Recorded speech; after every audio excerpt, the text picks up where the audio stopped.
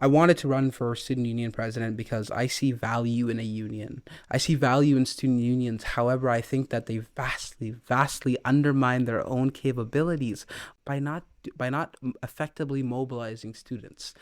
You know what I mean? Whether that be through 20% election turnout, you know what I mean? Like, if I was the Minister of Advanced Education and I was trying to shove through a bunch of tuition increases, and a bunch of students came to my office and said, "Hey, students elected us and we have a mandate to be here to talk about tuition increases," and I look on the SU website and I see they were elected with 20%, I'm going to ask, I don't think your issues with me, folks. I think your issues with your students. There's a clear distrust with students and the students' union.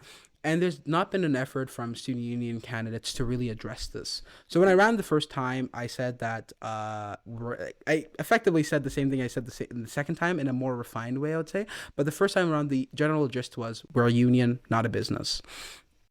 And I just remember seeing the amount of like criticism that I got from like everyone, like whether like it was just like it was insane to me because I was saying something that like again I did not think was that controversial. I was saying that we just need to do more effective advocacy, and that means too we also need to redirect our focus. I'm saying that again, are we a corporation?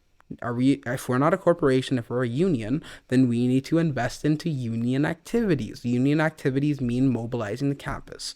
You know what I mean? When the student union president walks into Bill Flanagan's office, he should be able to say, "Hey, these are how many students voted for me. Your students are paying attention to what you're doing." You know what I mean?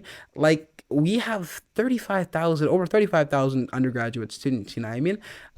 We should be having more than 5,000 people voting in our student union elections.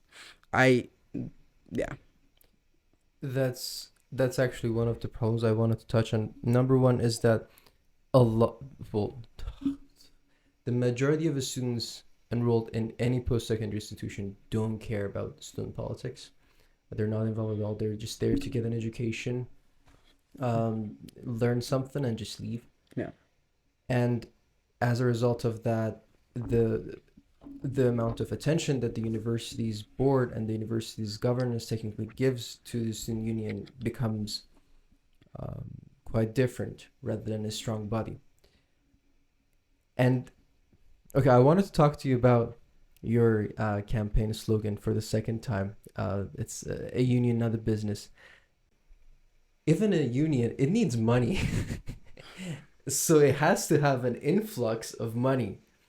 And that's called a business. So how do you differentiate these from each other? Because like I have a hard time accepting that slogan, you know? Mm-hmm. I knew a lot of folks had a hard time, you know. I mean, I'm sure Levi Plowman did too.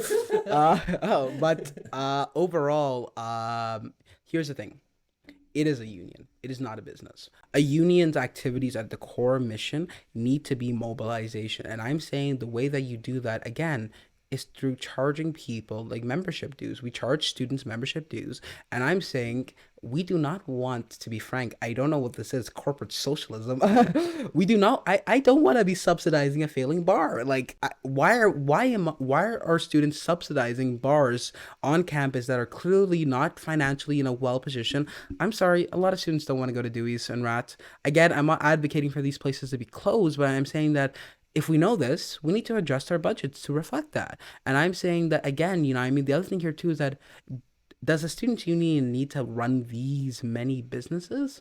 And I'm saying, what is the value that students are getting? I think the value, again, I think that students haven't seen a deduction in their student union fees. If anything, actually, they've seen an increase since 2019 with the, I believe, with the Sustainability and Capital Fund fee, which, to be frank, was, in my opinion, the Meyer Horowitz Theater using that money, again, in my opinion, is questionable.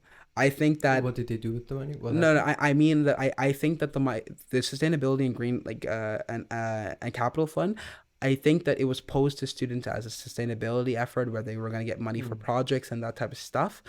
And again, like while like they did say that it might be used for capital stuff, it seems like the primary goal has been to use it for capital stuff, and it Okay, seems like it was greenwashed. could you please specify what you mean by capitalist stuff?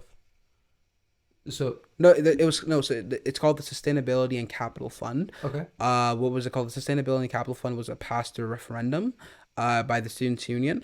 So it's just a fee that students pay into, and it's just like it's a fee. It's a basically a pool of money that the Students' Union can draw. There's a Sustainability and Capital Fund Committee. Hmm. They give out grants each semester. I think 4 times a year. I think one's coming up actually in May. So if anyone's watching, I don't know how much the amount they give out is, but overall, I'm saying that the most of the funds, from my understanding, what were used, in my opinion, were used towards the Meyer Hortz Theater Hmm. project.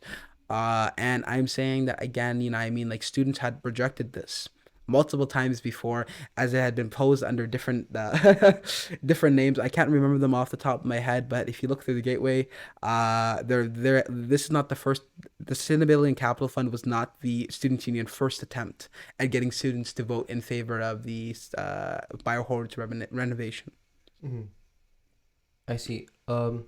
Another challenge specifically to student politics. Let's talk about our situation in student union. Is that the team is only there for only 1 year, and in some circumstances, the existing one of the existing executives either gets reelected or gets elected as the president, and as a result, they are more familiar with the system, with the network that the student union has across Canada, and the pace of their activities and their advocacies will be increased. However, in most scenarios, that doesn't happen. That's not the case. Mhm. So there is a period in which you have to get transitioned, and then you have to get introduced to all of these important people, whether it's the Prime Minister of Education or the city mayor or something. And all of these take time, and all of these guarantee whether student union will be successful or not in that year.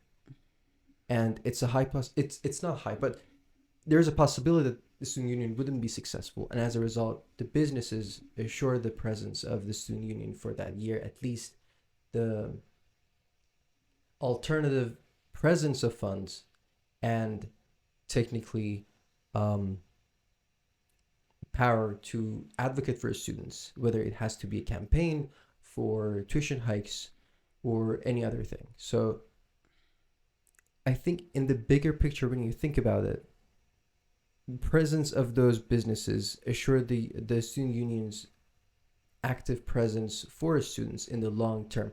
But I do agree with you that it's capitalizing a lot of money over the short term and not providing a lot of values. Does that make sense? Yeah. My perspective there is that I was told that this was a students' union. I was not told that this was a student company. So I know what I'm sorry. Like again, you mean I want them to do their jobs. I again, I mean, like again, like Levi Flawman has been working throughout this year to optimize the student union budget and everything. And I'm sure that again we'll see some savings throughout those budgets because again I know that Levi is very well versed in that. But overall, though, I'm saying that if they're not going to pass off these cost savings to students, and they're not going to do to be like tangibly speaking, there was some advocacy done, but I'm saying that there were some massive overlaps this year, and I'm saying that we should not be opening new businesses until we can get back into focus on a union. The reason why I went with a union, not a business, was it was supposed to catch people's attention. It was designed in that nature because we wanted people to start talking about the fact that this is a union and to debate the fact that this is a business. In my opinion, I don't think it's a business. And again, I think a majority of campus may not agree with me. And to be frank, that's okay. But overall, though, I think that more and more people, again, like I think it's just about paving the way for new people to continue talking about that. You know what I mean? The same way that similar elections have happened before with Bashir and Marina Bannister. You know what I mean? That old and new guard. Sometimes You know what I mean? People disagree. Sometimes, you know what I mean? Things happen, but overall, though, I'm saying that if the students' union wants to be a union, I'm saying that they need to forego some of their business activities in favor of being an actual union. And they need to actually, like, they need to make that separation a lot more clear. The businesses are not the core of the students' union. The businesses support the students' union mission. But overall, though, I also don't see the need for us to, you know what I mean? I think that projects like the Maya Horrors, like renovation, you know what I mean? Like the theater, again, like I wonder how much more potential that we could have for the students union if we really just honed in on advocacy. That's what students want. Students do not feel like the students union is an effective advocacy body. And I'm saying as a union, that should be concerning.